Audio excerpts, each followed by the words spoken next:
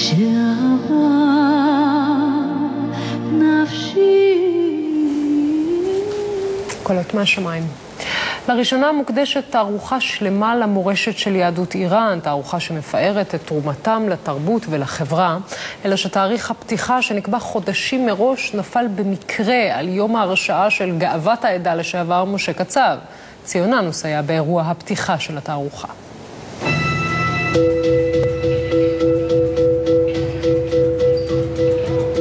המזוודה הזו הגיעה לבית התפוצות בחודש שעבר תחת הבטחה כבדה.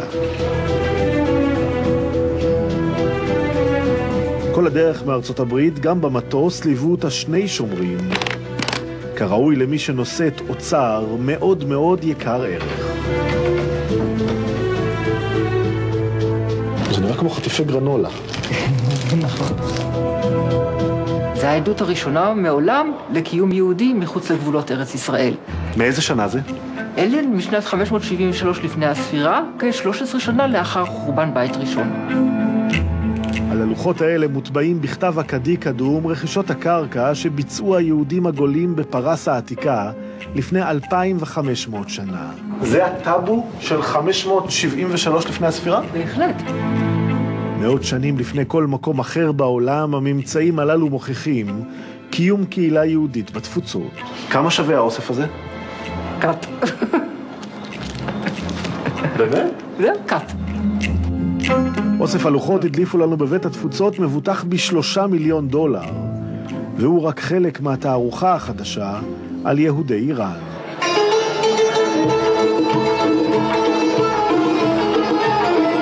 עד השבוע לא הייתה באף מקום בארץ או בעולם תערוכה על היהודים יוצאי איראן. ביום חמישי נפתחה התערוכה שנועדה להזכיר לכולנו את פועלם. בלי יהודי פרס, כל הסיפור של בית המקדש השני והבית הלאומי השני לא היה קיים, כי עזרא ונחמיה היו בעצם שני שרים פרסים בארמונו של כורש. דבר שני, כל הסיפור של פורים, החג הנפלא הזה, לא היה קיים, בלי אסתר שעבדה על אחשוורוש. כן, לבני העדה חשוב מאוד להדגיש את התרומה שלהם לחברה ולתרבות שלנו. זהו הסנטור, שהוא בעצם אבי אבות הפסנתר המערבי. גם בגלל טראומות מהעשורים הראשונים למדינה. אני בילדותי התביישתי להיות מזרחית והתביישתי להיות פרסייה. משום שבאותה תקופה שלטה בארץ איזושהי הגמוניה תרבותית שגרסה, שכל דבר מזרחי הוא בעצם בזוי ונכשל וקשור לעם הארץ. אתם כוכבים ואני ירח. אתם כוסים ואני שושנה. הדמות של רס"ר שמש מסרטי אסקימו לימון היא רק דוגמה. פעם פרסי היה כינוי גנאי ולעג, היום המצב השתנה. גם בטלוויזיה. פרסי, אתה מעליב אותי, אם אני הולך ככה אני אוריד אותך. בסדרה הבורר למשל יש דמות של פרסי, אבל בלי מבטא נלעג. הוא משחק אותה ציון ברוך, שובר הלבבות. לא עשיתי מספיק הבורר. הסבתא שלי פה מופיעה באמצע התמונה. זאת הסבתא שלי.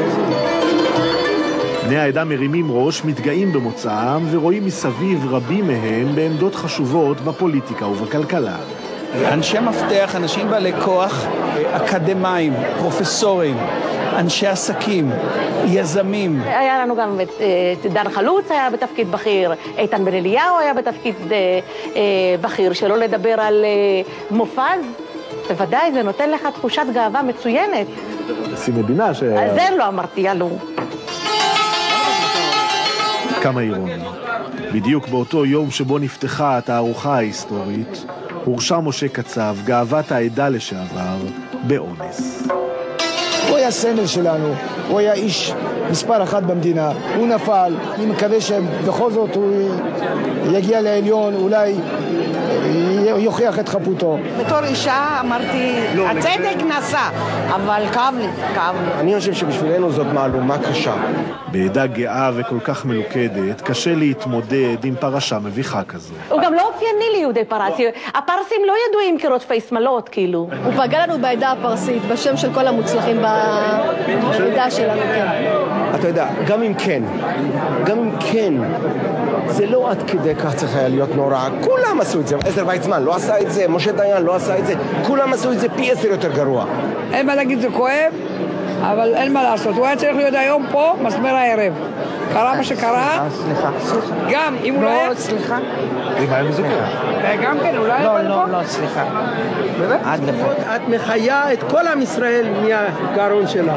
ביום לא קל כזה חוזרים למצוא נחמה בסמלים האחרים של העדה. שהיא הגאווה של הפרסים היום. כל הכבוד. היא הכתר שלנו. הכתר והגאווה שלנו. תערוכת אורות וצללים מהשבוע בבית התפוצות, מרפליקה של הצהרת כורש עד שטיחים פרסים יפהפיים, היא קרתה בעיקר בזכות אדם אחד, יונס נזריאן, שברח מאיראן לפני 31 שנה. כשעזבנו, הכל נשאר, כל הרכוש, כל הזה.